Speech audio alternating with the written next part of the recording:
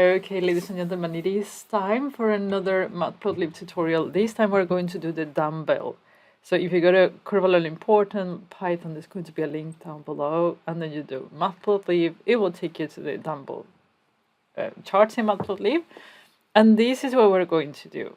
Now, the style uses the economist style for plots, and I stole it from this gentleman here, the style. He's using another data set, he's using something else, but the style comes from here. You will have the link here, right, for his blog. The date I'm using is Makeover Monday 2019 week 5, right? So if you go to Data World, you'll get the data from there. And that's all. Let's get started. So first of all, copy paste. We need to import Matplotlib Pandas, and then we're going to do read Excel to read the data that we downloaded from Makeover Monday. So the data set is about the Digital Economy and Society Index in Europe. So it's like Europe digital performance is measuring it. So it has a few indicators. It has the European countries, the code, and then they have a score to know how well or how bad they are doing in different years. So we're going to plot just for certain years and for certain countries. We're not going to plot everything for everybody because, you know, the Dumbbell, it gets a bit hard to read. So be careful how many options you have. It depends on how the data is structured, though. So the countries that we're going to select are the following. So it's Denmark, Finland, Netherlands, Sweden, Spain, France, Italy, and Germany.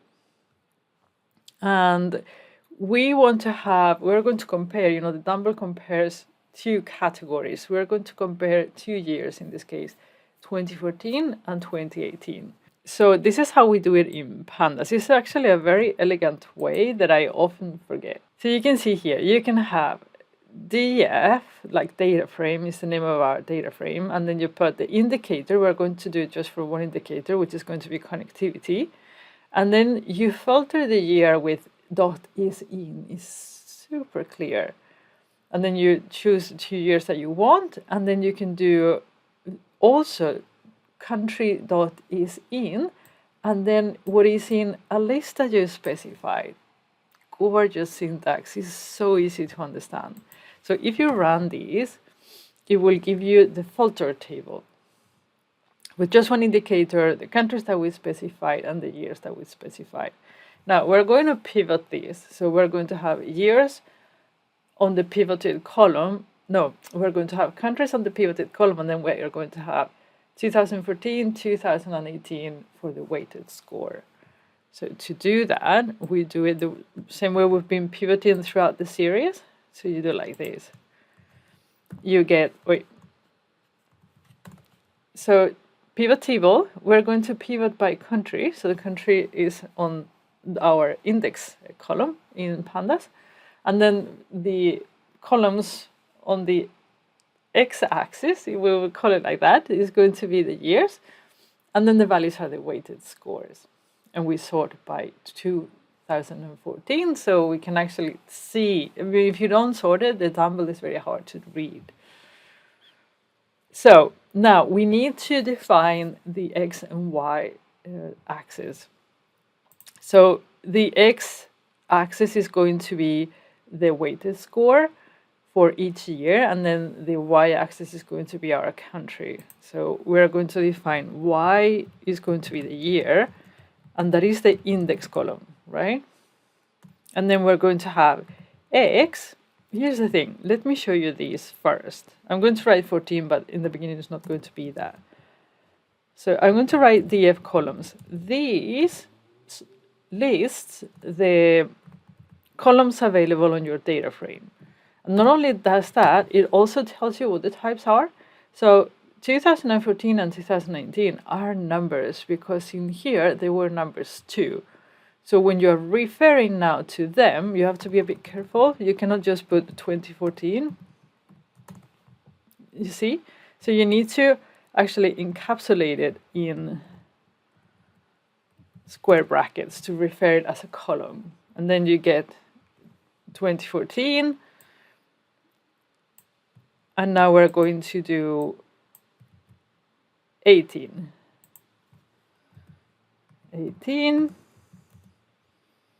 And this is going to be 18. And if you want to check it out, and it gives you 18. Okay. Now, we're also going to define the colors that we're going to use, which is the red and the blue. And they are as follows. Just copy them. It's nice to specify them on the list because then you can reuse it elsewhere if you want to. Otherwise, you have to remember this time. This way, you can just say, give me the first one of the list, give me the second one of the list, and so on and so forth. Okay.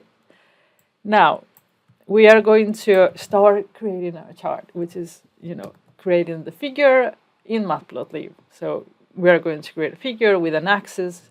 With the axis is going to be a x. And this is the figure size, and this the color of the chart, the background color. And to do let me show you. So these, we're going to draw it as a scatter plot for 2014, and this is going to be the scatter plot for 2018. The scatter plot function in Matplotlib is quite simple, so it's like scatter x and y, so it's as easy as that. We're going to copy that.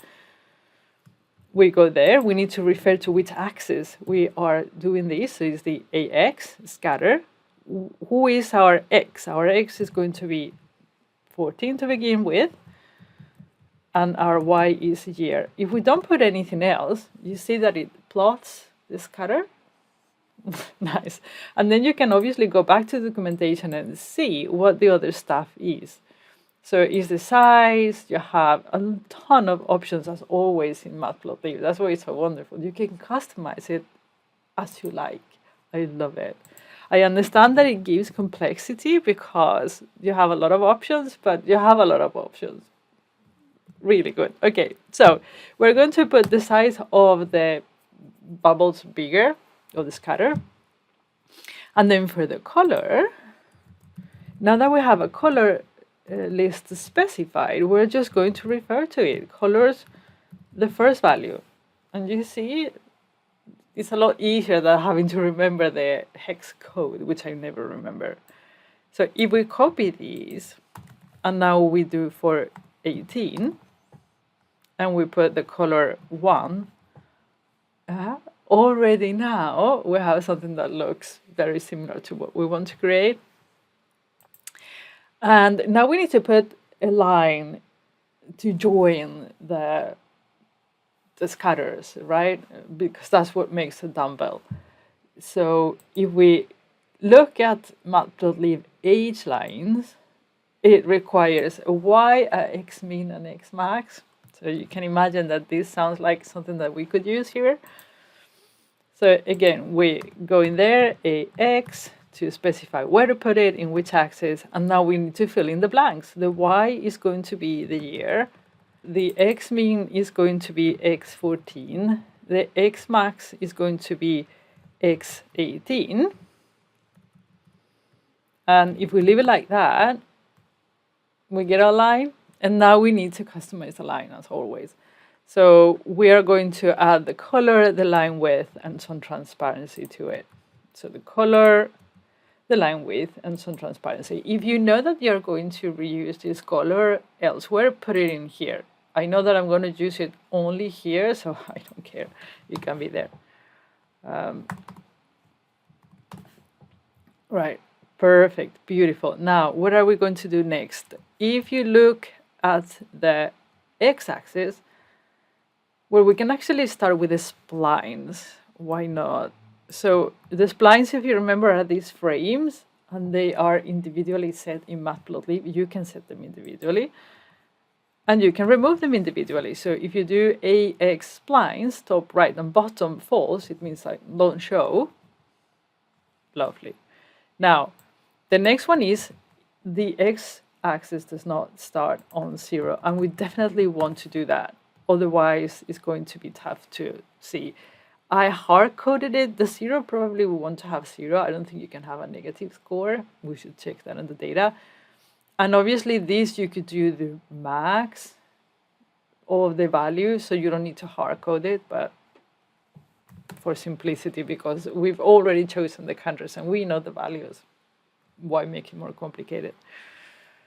The next thing that we're going to do is to set the parameters. So the parameters, once you know how to do it, is a little bit easier, and is the set tick parameters. The funny thing is that if you, for example, do label top true, because we want to have the labels up here, not down there, I would assume that this one would disappear. They don't. They don't. So you need to actually put label bottom false. So you need to specify disable this but enable that. Okay. I'm happy. You see the ticks? Don't want them either, right? So we want to get rid of the ticks, and then we want to have the label size for these, and the padding if you want to have any padding. So the actual code, I'm going to show you, it looks like this, everything.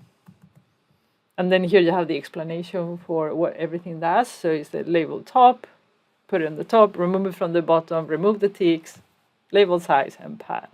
Okay. Now, the y-axis, we need to do the same. If you remember here, they are formatted to the left, so we need to do that. There is not like a simple way to do it in Matplotlib, but you can do it. So the first thing that you need to do in order to set them to the left, because you might think that you can just do these, and it always gets me. I might think, like I said, oh, I just specify the axis and then say put it to the left, but you always will get an error. It says it needs to be together with fields locator, so we need to actually define it first for some weird reason, and then you can say put it here or there. So the next part that we're going to do is to add some padding to it, right? Something like that, probably even less. And then you can set the size for the labels.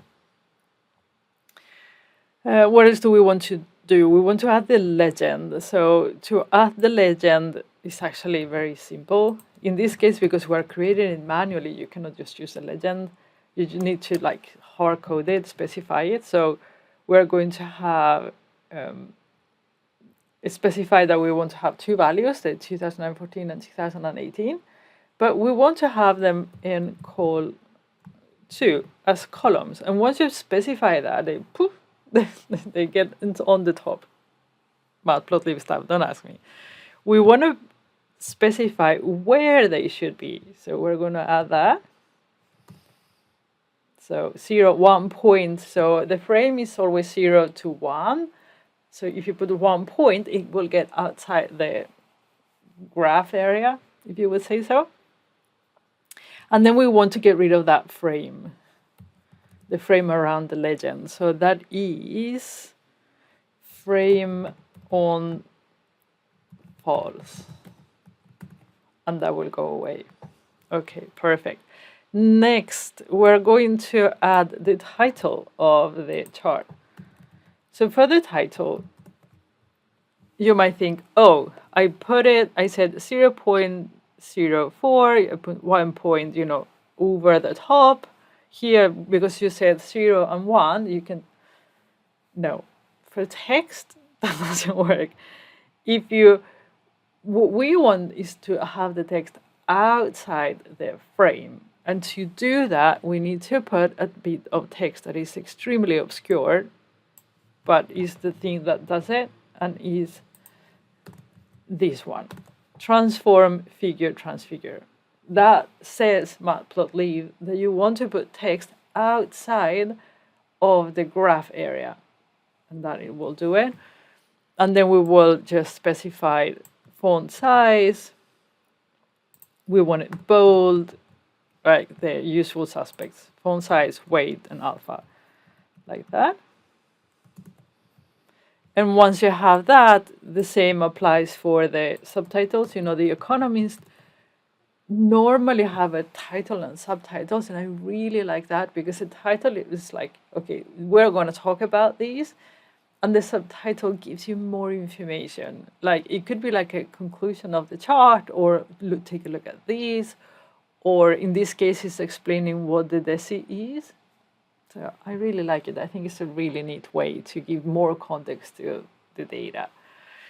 And then they normally have also a footer with some information about the sources, the year, things like that. So we're going to do the exact same thing, and data makeover Monday, blah, blah, blah, created by, I created it, but I'm going to give it credit because the styling is it. And the last thing that we need to make it exactly the same is the grid. And for dumbbell charts, I think the grids are quite neat to have because you can, you help the eye to actually follow along and to see which countries with which one. In this case, intentionally, we don't have a lot of countries.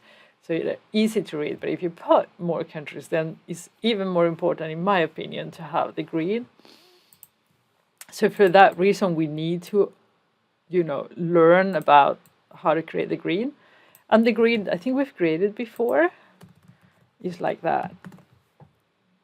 You see? Now, if you look, really look, I cannot zoom properly. But if you paid attention, you will see that the grid is on top of our bubbles. We don't want that. So to change the order, you just add this to your code, set a order 1. And that means put it on the back. And we should put the lines on the back too, you see, because they are on the front on the bubbles. We don't want that. You could actually just change the order, so put the line first, but I like to have things like in order, and there's no point to put a line if you don't have the bubbles. I don't know, just my head. So you need to put order 2, and then you need to put order 3 for that one.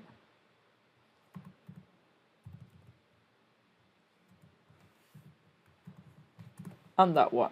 And then everything will respect the order that you give it. So you start with 1, 2, 3, and then it doesn't matter where in the code they are, they will respect the order that you give them. And now we have the same chart.